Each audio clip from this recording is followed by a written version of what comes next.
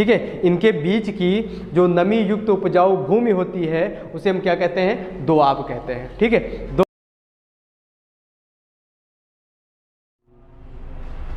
जय हिंद, मैं अनुराग। आज मैं आप लोगों को सिंधु नदी प्रणाली पढ़ाने वाला हूं। तो आज हम लोग सिंधु नदी प्रणाली के बारे में देखेंगे, मतलब नदियों के बारे में देखेंगे एक्चुअली में, अगर देखा जाए तो। ठीक है। तो नदी प्रणाली हम लोग नदियां पढ़ेंगे कैसे, तो नदियों को पढ़ने के लिए हमने दो भागों में इसको डिवाइड किया हुआ है। जैसे ये हिमालयन नदियाँ और प्रायद्वीपीय नदियाँ, मतलब इसको आप उत्तर भारत की नदियाँ और उसको आप दक्षिण भारत की भी नदियाँ कह सकते हैं। ठीक है। तो प्रायद्वीपीय नदियाँ और ये हिमालयन नदियाँ हो जाएंगी। अब हिमालयन नदियों में तीन प्रमुख नदियाँ हैं आपकी, सिंधु और गंगा ब्रह्मपुत्र। सिंधु, ब्रह्मपुत्र और गंगा नदी, ये तीन नदियाँ हम लोग सीरीज में पढ़ेंगे पहले नदियों के बारे में। ठीक है। फिर उसके बाद प्रायद्वीपीय नदियों की अगर बात करें तो प्रायद्वीपीय नदियों को भी मैंने दो भागों में डिवाइड कर दिया। एक पश्चिमी घाट से नदियाँ निकलती हैं वो वाली नदियाँ, और सिंध पर्वत से जो नदियाँ होकर के निकलती वो नदियाँ। ठीक है। तो उन नदियों के बारे में हम लोग देख लेंगे। तो ये आपका पश्चिमी घाट और ये विंध्य पर्वत। ठीक है। तो ये आपका पश्चिमी घाट से कौन सी नदी है, कृष्णा है, गोदावरी है और कावेरी नदी, ये आपकी पश्चिमी घाट से होकर के निकलती है नदियाँ। और ये विंध्य पर्वत से आपकी कौन सी हो जाएगी, सोन नदी, महानदी। ठीक है। और नर्मदा, ताप्ती, ये आपकी हो जाएगी विंध्य पर्वत से। ठीक है। तो ये आप एक चार्ट टाइप से याद रखना, अगर इसको आप याद रखेंगे तो इसमें क्या बेनिफिट है आपको, तो इसमें पूछ लेता है कभी कभी कौन निम्नलिखित में से कौन सी हिमालयन नदियाँ हैं, या फिर निम्नलिखित में से कौन सी प्रायद्वीपीय नदियाँ हैं, या फिर प्रायद्वीपीय भारत की निम्नलिखित में से कौन सी नदी है, या फिर उत्तरी भारत की निम्नलिखित में से कौन सी नदी है। ठीक है। तो इन सब नदियों की अगर बात करें तो सबसे पहले हम लोगों को क्या पढ़ना है, सिंधु नदी। तो आज सिंधु नदी का टॉपिक होगा, सिंधु नदी से स्टार्ट करते हैं। तो सिंधु नदी से स्टार्ट करते हुए देखो, सबसे पहले आपका ये मानसरोवर झील है आपकी। ठीक है। मानसरोवर पानी का एक बहुत बड़ा स्रोत है। उसी में एक आपका जो सानो ख्वाब हिमनद ले लो आपका, जैसे ये आपका क्या है, ये यहाँ से सतलुज नदी निकलती है, या वहीं पर एक आपका राकाश ताल है, या फिर आपका राकाश ताल से तो आपकी सतलुज नदी निकलती है, या आपका मानसरोवर से आपका सानो ख्वाब हिमनद, या फिर सेंगे जैंगवो आपको मिल जाए, जो भी मिल जाए ऑप्शन के अकॉर्डिंग वो देख लेंगे। मेन आपका मानसरोवर है। ठीक है। वहाँ से जैसे ये भारत में प्रवेश करती है, दमचौक नामक स्थान पर प्रवेश करती है, और नीचे से सबसे पहली नदी इसमें आकर के मिलेगी जांस्कर नदी। ये कौन सी नदी लिखी हुई है, जांस्कर नदी। जांस्कर नदी दक्षिण से उत्तर की ओर आकर के सिंधु नदी की पहली सहायक नदी बन जाती है। ठीक है। और ऊपर से कौन सी आएगी, ऊपर से ये बहुत ठंडी नदियाँ होती, लेह से होकर के आती हैं। लद्दाख क्षेत्र से पता है आपको बहुत ठंडा क्षेत्र होता है, इसलिए ये सबसे ठंडा पानी लेकर के इसमें सिंधु नदी में आकर के प्रवेश करती है नुब्रा नदी। और नुब्रा की जो सहायक नदी है वो श्योक नदी है, और दोनों मिल करके कहाँ पर मिल जाती हैं, सिंधु नदी में मिल जाती हैं। ठीक है। तो ये हो गया आपका। उसके बाद आगे चलेंगे तो आगे आपको कौन सी नदी मिलेगी, गिलगिट नदी मिलेगी। गिलगिट और उसके बाद हुंजा नदी। गिलगिट और हुंजा मतलब ये उत्तर से सिंधु नदी में प्रवेश करते हैं, गिलगिट और हुंजा। उसके बाद चिल्लास से बाहर होकर के यहाँ पर नागा पर्वत है, नागा पर्वत से सिंधु नदी की जो दिशा है वो उत्तर से दक्षिण हो जाती है। ठीक है। मतलब ये आपकी ऐसे नदी जा रही होती है और इससे टकरा करके सीधे नीचे की तरफ मुड़ जाती है। ठीक है। अब मैंने अभी तक हम लोगों ने क्या सीखा सिंधु नदी में, सिंधु नदी में हम लोगों ने सीखा कि ये सबसे पहले मानसरोवर के सानो ख्वाब हिमनद से होकर के निकल रही थी। यहाँ पर इसको शेरे मुख भी कहा जाता है। ठीक है। यहाँ पर शेरे मुख भी कहेंगे, जैसे भी मिल जाए आपको। शेरे मुख होकर के जैसे ही जब भारत में एंट्री करना स्टार्ट करेगी तो सबसे पहले एंट्री कहाँ से करेगी, तो ये एंट्री वाला जो द्वार होगा उसका नाम है आपका चिल्लास नहीं, दमचौक नाम है। ठीक है। दमचौक से स्टार्ट करेगी और एंडिंग पॉइंट क्या होगा, भारत में चिल्लास। ठीक है। चिल्लास होगा। तो देखो इसकी टोटल लंबाई की अगर बात करें, कुल लंबाई, ये जो सिंधु नदी की कुल लंबाई है 2880 किलोमीटर है।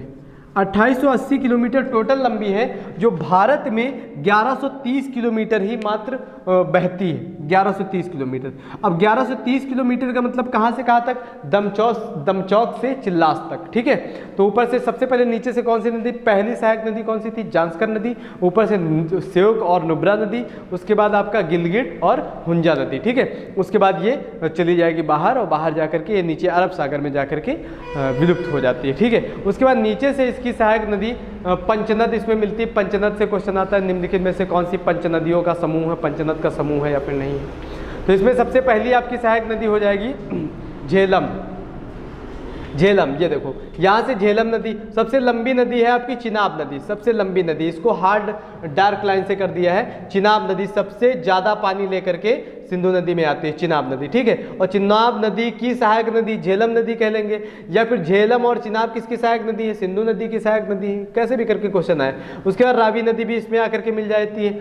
सतलज नदी से क्वेश्चन आता है कि कौन सी ऐसी नदी है, कौन सी ऐसी नदी है जो भारत में ये सिंधु की सहायक नदी है और भारत से बाहर से होकर के आती है। राकासताल पर्वत है आपका यहाँ पर एक, राकासताल, राकासताल पर्वत से, ये इस मानसरोवर का ही हिस्सा है। राकासताल पर्वत से होकर के सतलज नदी गुजरती है। इसमें एक क्वेश्चन और आता है कि जब ये राकासताल से निकलती है तो सिंधु नदी के समांतर 400 किलोमीटर तक तो सिंधु नदी के समांतर ही बहती है। समांतर का मतलब आपको पता होगा, ये जैसे एक रेखा ये, एक रेखा ये, समांतर रेखा, या फिर एक रेखा ये, एक रेखा ये, समांतर रेखा, ठीक है।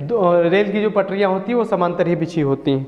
तो आपका ये सतलज नदी जो है ये जैसे भारत में एंट्री करती है, ये हिमाचल प्रदेश में आपका एक है सिपकिला दर्रा, ठीक है, सिपकिला दर्रा आपका है हिमाचल प्रदेश में, और वहाँ से आपका ये प्रवेश करती है, सिपकिला दर्रे से प्रवेश करती है, और सिपकिला दर्रा से प्रवेश करके आपका आगे बढ़ती है। और यहाँ पर आपका पंजाब में एक भाखड़ा नागल परियोजना है जिसको जो पानी मिलता है सतलुज नदी से ही मिलता है। तो क्वेश्चन पूछा जाता है कि भाखड़ा नागल परियोजना किस नदी पर बनी हुई है, तो सतलुज नदी पर बनी हुई है। किस राज्य में बनी हुई है, तो पंजाब राज्य में भाखड़ा नागल परियोजना बनी हुई है। थोड़ा सा आगे बढ़ेगी तो सबसे छोटी सहायक नदी जो भारत में जिसका उद्गम होता है और भारत में ही जाकर के विलुप्त हो जाती है, व्यास नदी है। व्यास नदी इसमें सतलज में हरिके नामक स्थान पर आकर के मिल जाती है, और वहाँ से नीचे की तरफ एक धारा चली जाती है जो इंदिरा सागर, ये इंदिरा सागर नहर है आपकी, ठीक है। इंदिरा सागर नहर का जो पानी है वो इसी की एक धारा है आपकी, ठीक है, व्यास नदी की, और ये सतलुज नदी की। ये आगे जाकर के ये भी मिल जाती है किसमें, चिनाब नदी में मिल जाएगी।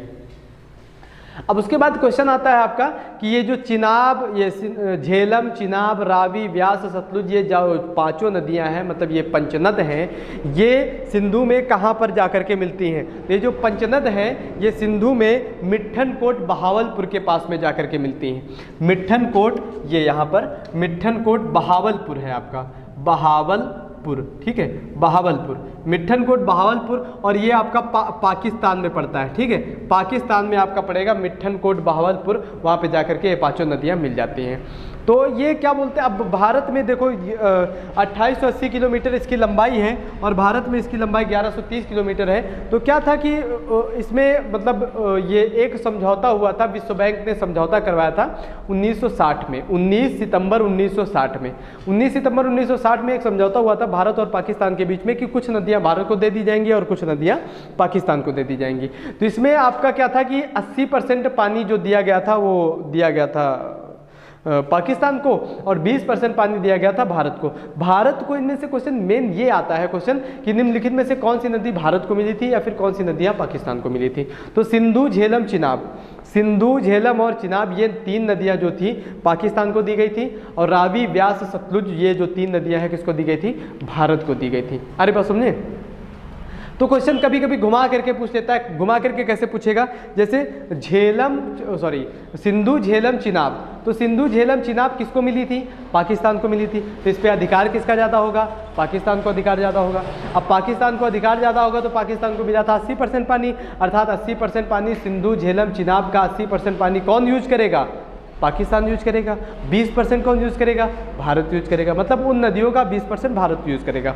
अब रावी, व्यास, सतलुज की अगर बात करें तो रावी, व्यास, सतलुज पे अधिकार क्षेत्र में किसके, इसके भारत के अधिकार क्षेत्र में है तीनों नदियाँ। तो इसका इस पे ज़्यादा अधिकार किसका होगा, भारत का होगा। तो भारत कितना % यूज करेगा, 80% यूज करेगा, और पाकिस्तान इसका कितना यूज करेगा, 20% यूज करेगा। क्लियर हो रहा है ना भैया।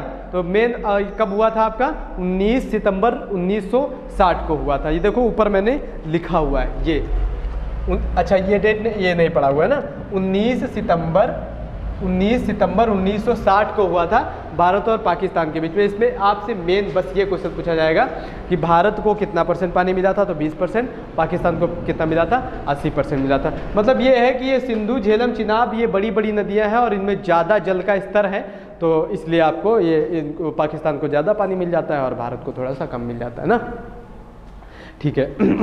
और इसमें आपके दोआब आ जाता है कभी कभी इसी से कि मतलब ये सिंधु, झेलम, चिनाब, रावी, व्यास, सतलुज, ये जो नदियां हैं इनके बीच की जो उपजाऊ युक्त ज़मीन, नमी युक्त ज़मीन होती है, ठीक है, इनके बीच की जो नमी युक्त उपजाऊ भूमि होती है उसे हम क्या कहते हैं, दोआब कहते हैं। ठीक है, दोआब क्या होता है, दो नदियों के बीच की नमी युक्त उपजाऊ भूमि को दोआब कहते हैं। ठीक है, दोआब कहते हैं। ठीक है, तो दोआब आ जाता है कि निम्नलिखित में से कौन सी नदी के बीच का कौन सा दोआब है, कौन से नदी के बीच का कौन सा दोआब नहीं है। तो आप सीरीज से पहले याद कर लीजिए, सिंधु, झेलम, चिनाब, रावी, व्यास, सतलुज।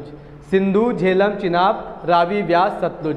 सिंधु, झेलम, चिनाब, रावी, व्यास, सतलुज। सिंधु, झेलम, चिनाब, रावी, व्यास, सतलुज। ठीक है, ये सीरीज से याद कर लीजिएगा। अब सिंधु, झेलम, तो सिंधु झेलम के बीच में आपका जैसे सिंधु सबसे बड़ी नदी तो सिंधु के नाम पर ही रख दिया गया, क्या, सिंधु सागर दोआब। ठीक है, देखो मैंने यहाँ पर लिखा हुआ है सिंधु सागर दोआब। उसके बाद झेलम और चिनाब, झेलम चिनाब के बीच में, तो झेलम चिनाब के बीच में क्या हो जाएगा, चाझ दोआब, उसका नाम क्या है, चाझ दोआब। ठीक है, सिंधु, झेलम, चिनाब। अब उसके बाद चिनाब और रावी के बीच में क्या हो जाएगा, चिनाब और रावी के बीच में देखो याद करने का इसको एक सीन होता है, मतलब ये नदियों के नाम पर ही ये जो दोआब के नाम रखे गए।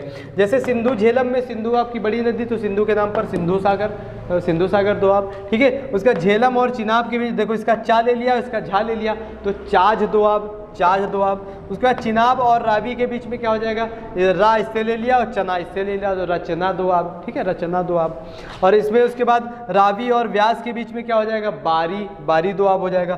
व्यास और सतलुज के बीच में क्या हो जाएगा, विष्ट दोआब हो जाएगा।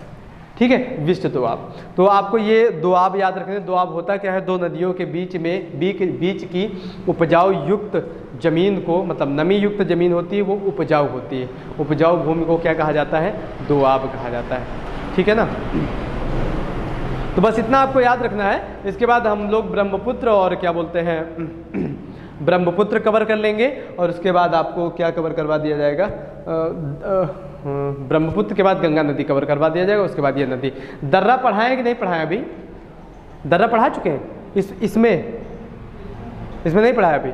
हाँ, तो दर्रा भी अभी नहीं पढ़ाया, दर्रा किसी दिन टाइम मिलेगा तो आपको दर्रा भी पढ़ा दिया जाएगा। ठीक है, तो इसमें सीरीज से नहीं, इसमें जो बन जाता है, ये कोचिंग में पढ़ाया गया था तो ये बन गया, तो इसको मैं सेव किए दे रहा हूँ। उसके बाद किसी दिन टाइम मिलेगा तो आपको दर्रा करवा दूंगा। ठीक है, तो अच्छा, इसका आप स्क्रीनशॉट ले लो, इसका स्क्रीनशॉट ले लो। आज लाइट भी नहीं है, अच्छा और किसी दिन करवा देंगे। ठीक है, नहीं, आप सोच रहे थे आज ही करवा देते हैं। स्क्रीनशॉट लो, मिलते हैं फिर नेक्स्ट वीडियो में, तब तक के लिए जय हिंद, जय भारत।